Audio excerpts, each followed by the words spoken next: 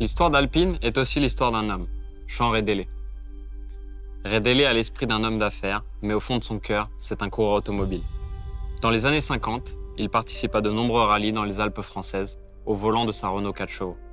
En 1955, il crée sa propre entreprise automobile, dont le nom et l'esprit évoquent ses expériences de conduite dans les Alpes.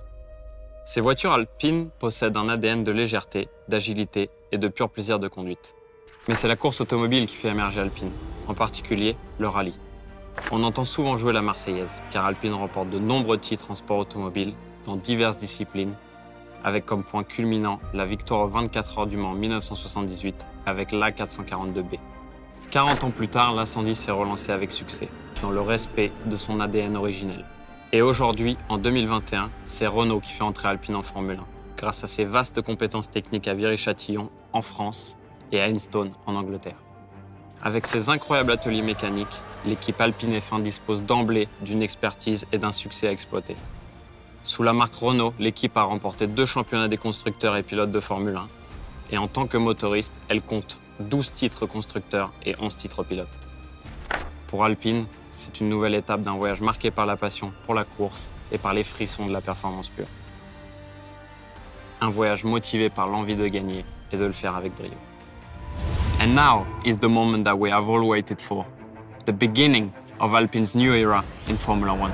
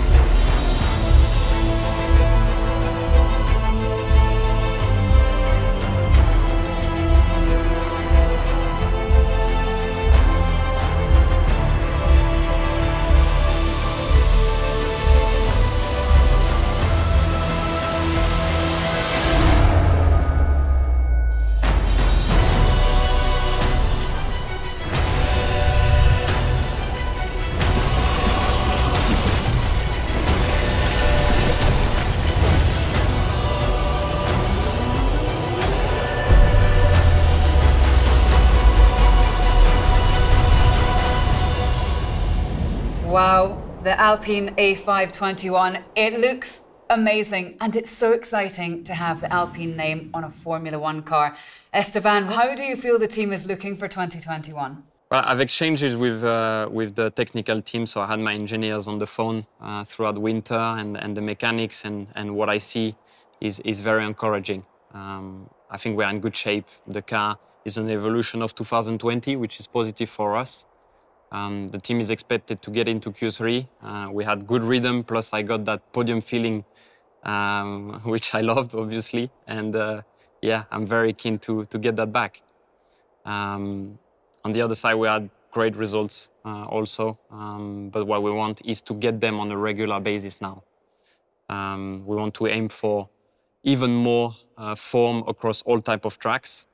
And we are, going back to tracks that we know now for the most part, and also into a rhythm that we know on a very intense season, which we know we can do based on 2020. So yeah, now I can't wait to get going.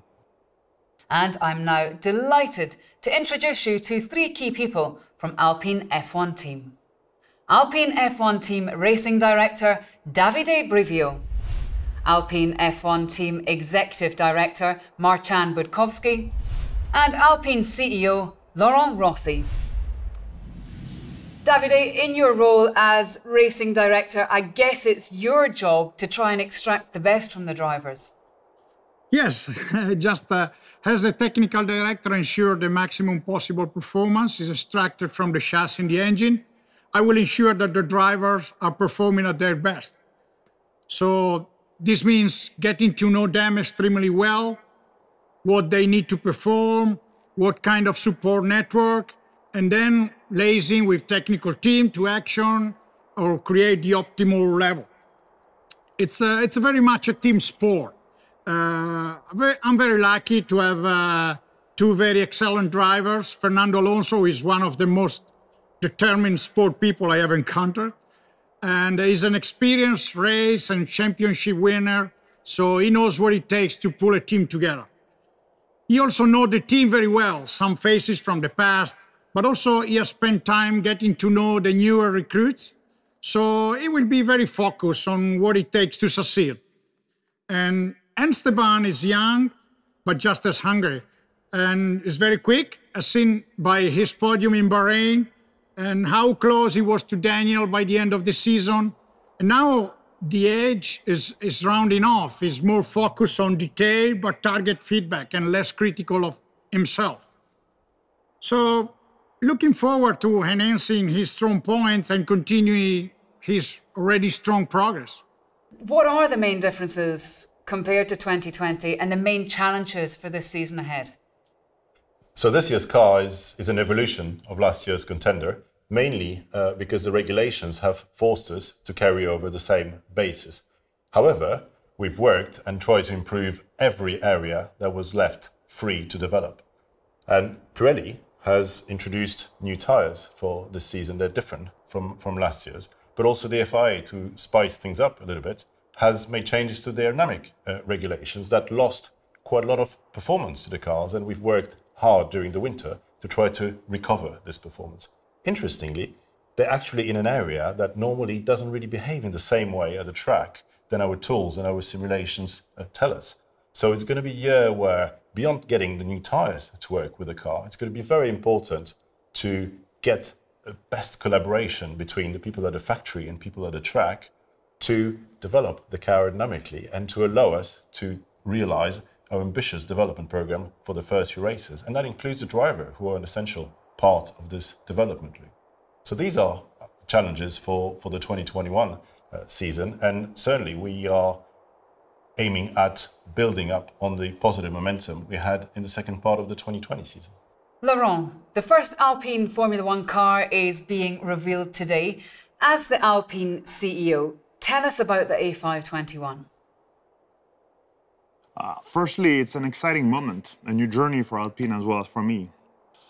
The A521 is based on the fundamentals of the RS20 chassis, and in particular on the strength that enabled us to finish on the podium 3 times last season and score 181 points in the championship. The team has made a number of changes to the chassis to comply with technical regulation and maintain its competitiveness. On the engine side, the 1-year delay in the new regulation means that we will be using an evolution of our RE28 unit.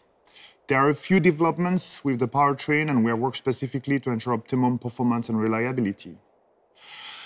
In fact, this car embodies the Alpine identity, and its livery conveys our values. The blue, white, and red is obviously a reference to both the French flag and the Union Jack, representing the soul and character of this multicultural team that merges flamboyance and skills under one banner.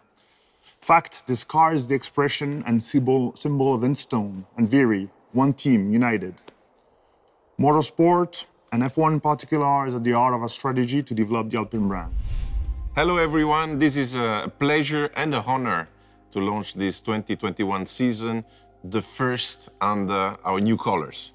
The livery you're seeing today has the simplicity and strength of a flag. French and English, engine and chassis. It contains all the strength of the team.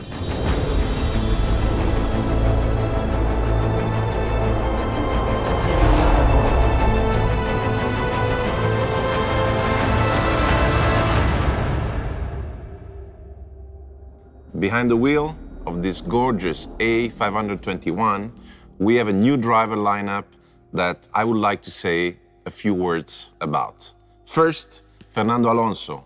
He has come home 20 years after he made his debut with us. He is back with honors as a 2-time world champion and an international star. He brings us his speed, his tenaciousness, his will, his talent, his experience, and his commitment. It is a great pride to have this fantastic driver, but it's also a big responsibility. Esteban Ocon is a star in the making. He has given us our best results with his second place in Bahrain. He brings his talent in full ascent, as well as his fighting spirit and cool head, his humility and consistency. We can expect some beautiful podium finishes from him. This is a magnificent duo. They embody the values of the Groupe Renault and the authenticity of Alpine. They have earned their place among the elite of motorsports out of their sheer talent. We are in Formula One for the long run, and we are here to win. We will put all required means to be at best competitive level. Allez les Bleus!